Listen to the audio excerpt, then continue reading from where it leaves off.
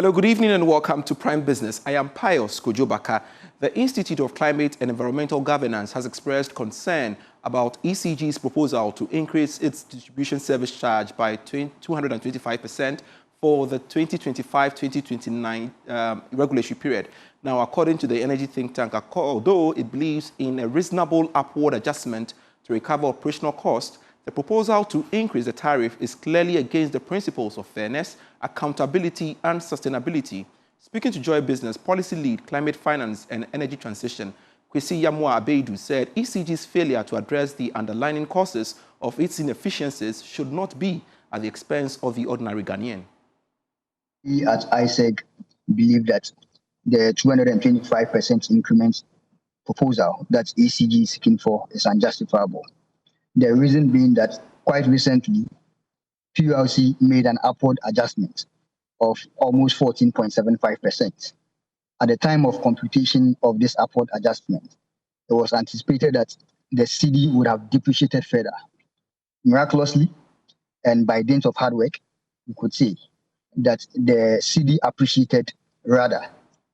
By extension, we were looking forward to see a downward decline in prices of commodities, i.e. electricity tariffs. However, it still remained the same. And then here we are today, and ECG is telling us that in the next major tariff review year, that is from 2025 to 2029, they are looking forward to increase tariff by 225%. We must say this categorically, that ISEG is not against the increment of tariff. But then what we are asking for is that it should be reasonable such that it will be equitable to all. Increasing tariff more than what we can bear as citizens is just a way to take out the right people have to enjoy electricity and then make them, excuse me to say, poor and poorer. Still on tariffs, the Ministry of Energy and Green Transition has appealed to the public to remain calm amidst the proposal by ECG. Now, speaking to Joy Business, Deputy Energy Minister Richard Jan Mensah explained that the PURC remains the final body empowered to set the tariffs. That is a proposal from ECG. ECG doesn't set tariff. Tariff is set by the PURC. So as part of the stakeholder engagement, ECG as a stakeholder have also come up with their proposal. So it doesn't necessarily mean that that is what we are going with. So I would just want to take this opportunity to address the public that they should just discount that it is a stakeholder and everybody has the opportunity to also air their views. So ECG has aired their views, but that is not what PURC would work with. It's PURC which sets tariff. And we know, as part of the IMF conditionalities, Ghana will do a quarterly adjustment. And then in September, October, we do the MITO, the major tariff adjustment, which currently is getting closer. So that is why the PURC is engaging all sector players. And I believe that is why also ECG as a stakeholder also made mention of what they project, but that doesn't mean that's what we'll work with. With all things working out, at the end of the day, I am very hopeful that the PURC come out with a tariff that is reflective of the costs and then also actually also considerate of the current economic situations as well. Still on energy matters, Chairman of the Ghana Energy Awards panel, Kwame Jantua, has called for bold innovations in the energy sector to ensure consistent power supply for socio-economic development. Mr. Jantua highlighted the significance of sustainable energy as a driver of growth across various sectors of the economy. He spoke at the launch of the 9th Ghana Energy Awards organized here in Accra. Nominations for the 9th Ghana Energy Awards open on Tuesday, September 9 and will run until October 31, 2025. The awards will honor individuals and companies across 32 categories, including 26 competitive ones. Dr. Kwame Ampofo, ambassador designate to Hungary and a member of the jury, explained that this year's edition will introduce new categories focused on innovation. We have introduced also new categories looking at where the industry is already getting to. And we think that issues like innovation, should be a critical competition element for people to try to be innovative, because society thrives and society grows on innovation, not on doing the same things over and over again. So we are looking at those who are infusing new technology and thinking outside the box, as most people will say. And so once we have this category, it will shape the behavior of the industry to move along those things. Chairman of the awards panel, Kwame Jantwa, noted that the 9th edition of the Ghana Energy Awards aimed to drive advocacy and spark conversations on the role of energy in socio-economic development. Repositioning the energy sector as a pillar of national development. This theme resonates powerfully with the critical juncture at which our sector stands. Energy is not just an enabler for development. It's the engine that powers industry, education, healthcare, digital transformation, job creation, and the economy as a whole. And our dependence on sustained power and continuous petroleum as a human race is unquestionable. The 2025 Ghana Energy Awards will be held under the theme, Repositioning the Energy Sector as a Pillar of National Development. According to the organizers, the theme reflects a renewed sense of purpose, urging stakeholders to innovate boldly, implement decisive reforms, and foster cross-sector collaboration. Away from the energy sector, Chief Executive of Ghana GoldBod, Sami Gyamfi, has revealed that the board will begin local processing and refining of gold from next month. This, he said, is part of a sweeping reform of Ghana's gold sector. Speaking at the 2025 Minerals and Mining Convention here in Accra, Mr. Gyamfi confirmed that GoldBod is partnering with the Bank of Ghana to engage domestic refineries for refining gold before export, an initiative aimed at enhancing value addition and strengthening Ghana's economy. The local refinery initiative is expected to reduce the reliance on foreign facility, cut processing costs, and boost investor confidence in Ghana's mining sector. GoldBod said the collaboration is designed to strengthen Ghana's gold value chain and improve revenue generation.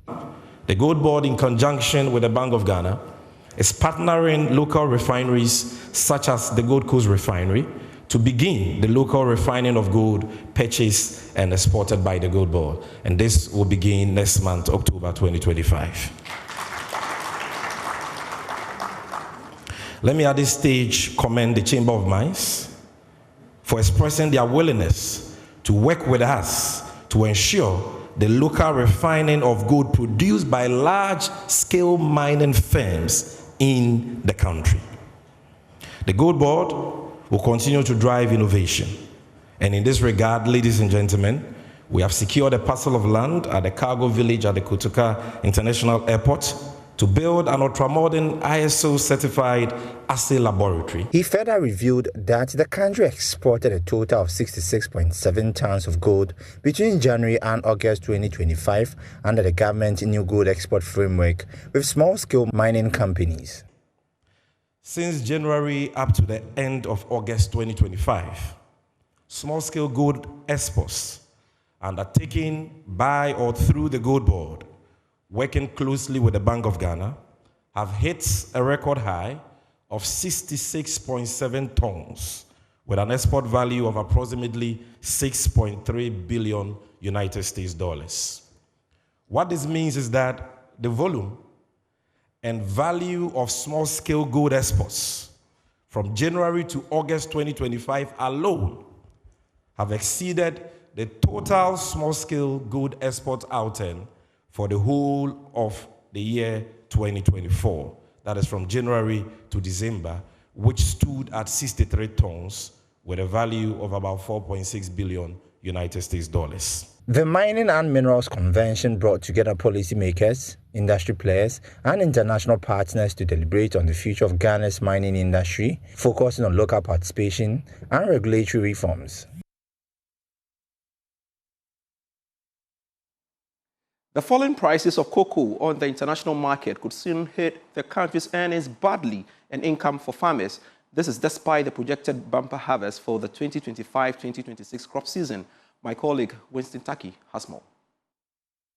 Market data shows cocoa has lost close to 13% of its value in the past month. Demand concerns have added further pressure, with major chocolate companies revising their sales and margins outlooks in recent months. For Ghana, which the Cocoa Board projects will produce 650,000 tons in the 2025-2026 season, an increase of 8.3% from the previous year, falling prices are a mixed blessing. While the higher volume promises stronger export earnings, the drop in global prices means those gains may not translate into proportional revenue increases. The situation is further complicated by production challenges. Industry sources now warn of a potential 10% fall in cocoa output across West Africa, including Ghana, because of aging trees, disease, and illegal mining. Some analysts doubt Ghana can reach even 600,000 tons this season, with more consecutive estimates placing output closer to 500,000 tons. Still, structural constraints provide some support for prices. Cocoa inventories remain tight, and production setbacks in Nigeria and quality concerns in Ivory Coast are helping to limit the scale of price declines. At the same time, Ghana's cocoa farmers are cautiously optimistic. And we know some commercial banks are hopeful the current pressure on the Cedi could normalize in the coming days. Now, this is based on the marginal pickup in the dollar supply over the past days and other regulatory measures. More in this report. Their optimism has been influenced by the marginal pickup in dollar supply over the past 2 weeks. The Bank of Ghana, which has been off the market in terms of dollar auctions, is now back, meeting market demands partially. The development has revived the ones dormant in the bank market for the commercial banks. Again, we are hearing that some of the recent measures that the Bank of Ghana introduced is impacting the market. One can talk about remittance. Another development that is helping the market is the directive by the Bank of Ghana that mining firms should now sell their dollars to the commercial banks instead of the Bank of Ghana. However, one of the commercial banks have told Joy Business that because demand has outstripped supply for a long time, what may rather happen is that the rate of depreciation will slow significantly rather than the Cedi stabilizing firmly against the US dollar. The governor of the Bank of Ghana, Dr. Johnson Isiema, on the other hand, has described the current pressure on the Cedi as a normal blip due to excess demand and correction coming from the recent sharp appreciation against the US dollar. But he has firmly assured that things should normalize soon. Reimagining procurement and supply for sustainable development and economic resilience. That will be the theme for the National Procurement and Supply Conference, which takes place on the 16th and 17th of this month. The Ghana Institute of Procurement and Supply GIBS is spearheading this conference together with some other organizations. Dr. Simon Anand is the president of GIBS. Procurement has always been seen as a backroom function. Now, when it's a backroom function, it means that it's an operational thing. So we just go ahead and buy. Buying means that there's no element of negotiation, there's no element of strategic thinking. But when we are moving to the strategic side, it means that we are positioning procurement as part of our national discourse, as part of our national agenda, and ensuring that whatever we are procuring, there is an element which promotes inclusivity. We're calling everybody, both policymakers, politicians, industry players, and then professionals to join us at the UPSA auditorium on the 16th and 17th. That's next week. And we're looking at clear outcomes of this conference. One, how do we change the discussion and narrative of procurement in Ghana? Everywhere you go, whatever you're doing is about procurement. But how do you change that narrative from just procuring for the country, but having a strategic intention of procurement and ensuring that procurement becomes an economic lever of our transformation? Great. How do you also use procurement to promote economic development by promoting SME? And then the last thing we are looking at is professionalizing the profession of procurement in Ghana. Because procurement has been relegated to the background. Professionals are not respected, and we are ensured that after this conference, the narrative will change. State-owned enterprise TDC Ghana Limited is expected to deliver 2,000 housing units from next year as part of government's effort in reducing the country's housing deficit. Managing Director of TDC Ghana Limited, Courage Nunukbenku, disclosed this after inspecting work on the 800 housing units at Community 26 Boom Affordable Housing. More from Kwame Yanka.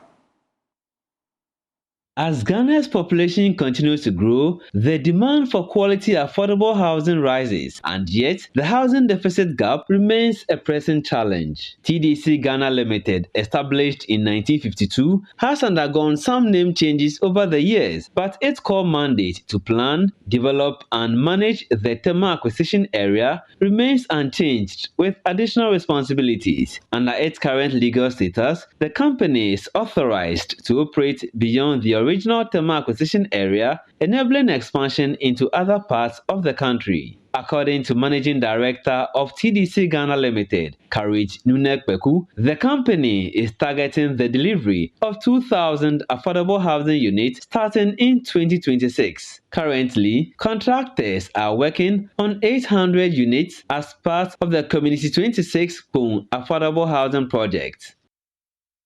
Because we want to deliver this project record time. So we are going to put in measures.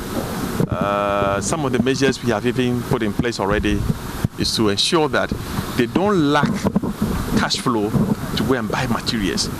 So we've mobilized the major materials that they will need, such as cement, reinforcement, and ready-mix concrete. You don't need to pay for it. Just pick it and use. Meanwhile, Courage Nunukbenku highlights the company's focus on greenery, security, and other key features to enhance livability. There's an area properly located, demarcated for schools, where we have school. In fact, there's a school even there currently as we speak. There's a police station that is under construction over there. There's going to be a fire station as well. There's a place demarcated for church. The recreational center is what I've shown you. So it's a whole community, a one-stop community where you have all the things you can think of. You don't need to go out, you get everything there. So we have demarcated areas for all these facilities to be provided in the community. You can see the whole place, no trees you can see around. So it's one of the things we have written to Forestry Commission to supply us some trees, and we will be engaging on that very soon. So, from April next year, TDC Ghana Limited is expected to deliver about 800 housing units from affordable housing. This has been Kwame Yanka for Joy Business. Chief Executive Officer of the Ghana Chamber of Construction Industry, Emmanuel Cherry, has warned that rising encroachment on quarrying and sand-winning zones is crippling businesses and undermining Ghana's economic growth. More in the following report. The cross-sectoral forum on encroachment addressed the growing challenges in quarry and sand-winning zones across Ghana. The Chief Executive Office of the Ghana Chamber of Construction Industry, Emmanuel Cherry, highlighted the significant economic impact of encroachment on both individuals and businesses. A time is coming, housing product is going to be more expensive than what you and I envisage it to be. The youth are now upcoming. Materials are now becoming expensive. If materials become expensive, the housing product also becomes expensive. Road construction will become expensive because it will take over 40 kilometers for it to get a quarried material, which is very alarming. If it comes back, we are going to spend, add almost 23% of the cost, which means where are we heading to? If you are not careful, you cannot buy a house or you cannot build a house as a result of this. So therefore, encroachment is becoming an endemic to the quarry operators and the sand-winners operators as well. Executive Chairman of the Commercial Quarry Operators Association, Dr. Ebenezer Miracle, emphasized the scale and seriousness of the encroachment problem. All the southern area up to Kumasi, Volta region, Eastern region, Greater Accra, Western region, Central, all the quarries are practically being encroached. If they encroach the quarry, the end result will be that I have to close, and that is what we call, we bury the reserves. And as I showed, even if you take one quarry, the smallest quarry, which is Reggie Manuel, It is almost about $1 billion. The moment you close it, practically, you've lost $1 billion cities. Deputy Director at the Lands Commission, Surveyor Timothy Anyidohu, urged prospective land buyers to conduct due diligence, cautioning that many of these lands may already be zoned for quarrying or sand-winning activities. If you want to register your interests, stool land, state land, family land now, by law, we will need the zoning clearance. This zoning clearance we get from the assemblies. If the assembly tells us the land is good to go for registration in terms of residential, commercial, then Lands Commission cannot override that. So the assemblies, for us, the biggest challenge is the assemblies designating areas for quarry or sand winning and ensuring that that reflects in the comments that they send to the Lands Commission so that we don't register those interests for individuals. The stakeholder forum brought together representatives from government, the construction and real estate sectors, regulatory bodies and private sector players.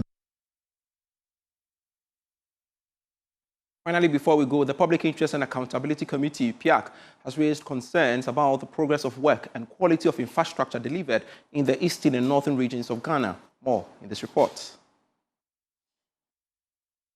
The projects carried out in the Yindi and Mion districts of the northern region and Isujaman and Upper Manyakrobo districts of the eastern region have been hindered by poor supervision and delays in contract payments. PIAC made its findings about the oil-funded projects known in a press statement after it carried out inspection between 22nd June to 27th June 2025. The inspection activity formed part of the committee's statutory mandate to independently monitor and evaluate the management and use of petroleum revenues as provided under the Petroleum Revenue Management Act 2011, Act 815, as amended. In the Upper Manyakrobo district, the committee inspected the construction of a rural market project which received over 169,000 cedis from the ABFA in 2024.